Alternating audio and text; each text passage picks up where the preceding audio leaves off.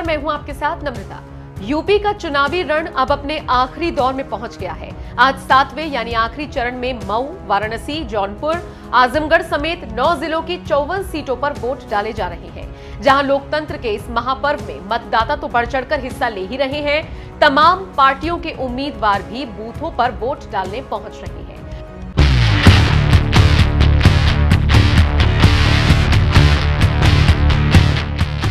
UP में आज यानी कि सोमवार को 7वें और अंतिम चरण का मतदान हो रहा है।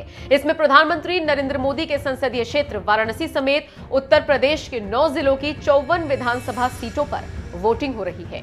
सूबे के मुखिया योगी आदित्यनाथ ने भी सभी से वोटिंग में बढ़ चढ़कर हिस्सा लेने की अपील की है।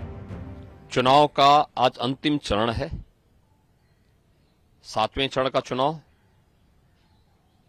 तिथि 7 मार्च और प्रातः 7 बजे से प्रारंभ हुआ है। मतदाताओं में भारी उत्साह है।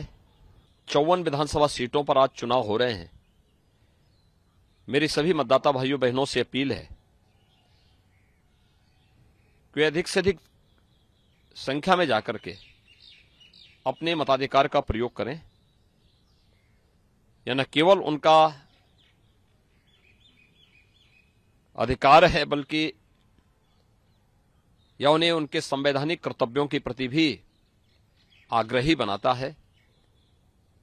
मेरी अपील है सभी मतदाता भाइयों बहनों से कि सुरक्षा, समृद्धि और सुशासन के लिए प्रदेश के अंदर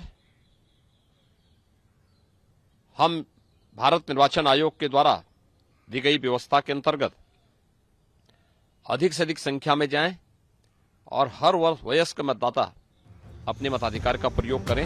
नतीजे तो 10 मार्च को आएंगे, लेकिन उसके पहले ही बीजेपी समेत तमाम पार्टियों के नेता अभी से जीत के दावे करने लगे हैं। वाराणसी के शहर उत्तरी विधानसभा से मौजूदा विधायक और बीजेपी प्रत्याशी रविंद्र जायसवाल ने वोट डालने के बाद दावा कर दिया, इस चुनाव में बीजेपी 350 से भी ज्यादा सीट हासिल करेगी। क्या कहेंगे? पूरे प्रदेश की जनता योगी मोदी जी के कार्यों को प्रभावित होकर के आज चुनाव जनता लड़ रही है। आप देख रहे हैं। आप पूरे परिवार के साथ हाँ आए हुए हैं यहाँ वोट देने? मैं पूरा परिवार हूँ। तो क्या कहेंगे? इन लोग अंदर नहीं जाने दे रहे हैं। सर, क्या कहेंगे जिस तरीके से आरोप प्रत्यारोप लगे और सपा जिस तरीके से कॉन्फिडेंट दिखी कि हम जीतेंगे, आप क्या कहना चाहेंगे उत्तर प्रदेश सरकार में मंत्री होने के कभी कहा जाता है कि ओवर कॉन्फिडेंस धोखा देता है जी, तो सपा को यही है। हाँ। ओवर कॉन्फिडेंस और उनका बड़बोलापन। लेकिन आप बाबा की नगरी से हैं और आपको कितना विश्वास है? सभी आए इस बार महादेव को दर्शन करने के लिए, सर नमन करने के लिए। बिल्कुल, आप देख रहे हैं कि पूरा काशीमय है, पूरा विकासमय है। विकासमय से कह सकता हूँ कि बनारस की 8 सीटें हम लोग जीत रहे हैं। एक अंतिम सवाल, कितनी इस बार बीजेपी कितना आंकड़ा पार करेगी? क्या 300 के अंदर रहेगी या 300 के पार हो जाएगी? 350 प्लस। गाजीपुर की मोहम्मदाबाद सीट से सपा के टिकट पर चुनाव लड़ रहे शोएब अंसारी ने तो वोट डालने के बाद जीत का दावा करने के साथ साथ लखीमपुर घटना का जिक्र करते हुए बीजेपी पर भी जोरदार हमला बोला और कहा, इतिहास में ऐसा कभी नहीं हुआ होगा कि कार से इंसानों को रौंद दिया जाए। पोलिंग शुरू हो गई और जनता की भीड़ का उत्साह आपको पता चल गया होगा कि जनता कितना उत्साहित है मतदान के लिए। ये हमारा संवैधानिक अधिकार है और हमें विश्वास है कि यहाँ की मोहम्मदाबाद की जनता हमें सेवा करने का अवसर देगी। आपको क्या उम्मीदें हैं? क्या क्या आप करना चाहते हैं लोगों के लिए? विकास सबसे पहले तो, और लोगों का मान सम्मान, और जो हमारी पार्टी की नीतियाँ हैं उनको आगे बढ़ाने का काम करेंगे। हिंदुस्तान के इतिहास में, दुनिया के इतिहास में कभी नहीं हुआ था। GTA गेम होता था, उसमें देखा गया था कि गाड़ी से किस इंसानों को रौंदा जाए। ये आज तक कभी नहीं हुआ था हिस्ट्री में। ये इतना दुर्भाग्यपूर्ण है। उसके बाद भी कोई कार्रवाई नहीं हुई। हाथरस में क्या हुआ, ये कब किसी से छिपा है? आप सबके सामने, जनता सब जानती है, समझदार है। आने वाली 10 मार्च को पता चल जाएगा। मऊ विधानसभा सीट से बीएसपी के टिकट से चुनाव लड़ रहे भीम राजभर ने वोट डालने के बाद दावा किया कि हम धीरे धीरे अपने लक्ष्य की ओर बढ़ रहे हैं। हमें हर पोलिंग बूथ को जिताना है और बीएसपी को सत्ता में लाना है। मैं मतदान किया हूं और सभी लोगों से अपील करूंगा कि मतदान करें। मैं ये जानता हूं कि मैं लड़ाई लड़ रहा हूं और जिसकी भी लड़ाई है बहुजन समाज पार्टी के हाथी निशान से है और हम अपने लक्ष्य की ओर आगे बढ़ रहे हैं, धीरे धीरे मंजिल फतेह करने की ओर जा रहे हैं। क्या कहेंगे आप?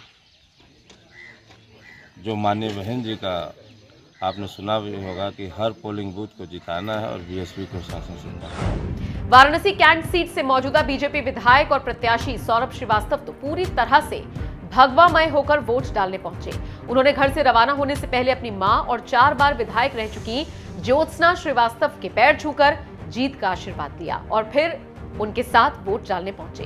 वोट के बाद बीजेपी प्रत्याशी सौरभ श्रीवास्तव ने लोगों से अपील करते हुए कहा, एक मजबूत प्रदेश के लिए, एक विकसित प्रदेश के लिए तुरंत घर से निकलें और मतदान करें। एक मजबूत राष्ट्र के लिए,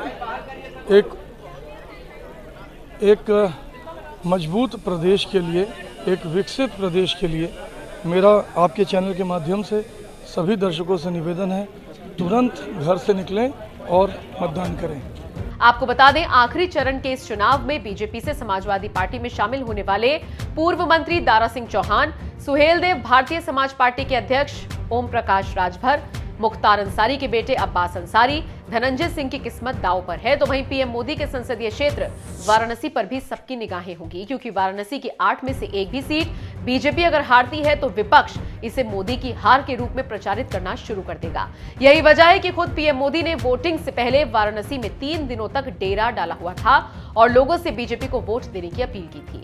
अब ये तो 10 मार्च को आने वाले चुनावी नतीजे ही बताएंगे कि जनता ने वाराणसी समेत पूरे यूपी में बीजेपी को आशीर्वाद दिया या किसी और पार्टी को। वैसे आपको क्या लगता है, इस बार यूपी की सत्ता में कौन आएगा? अपनी राय हमें कमेंट कर जरूर बताएं।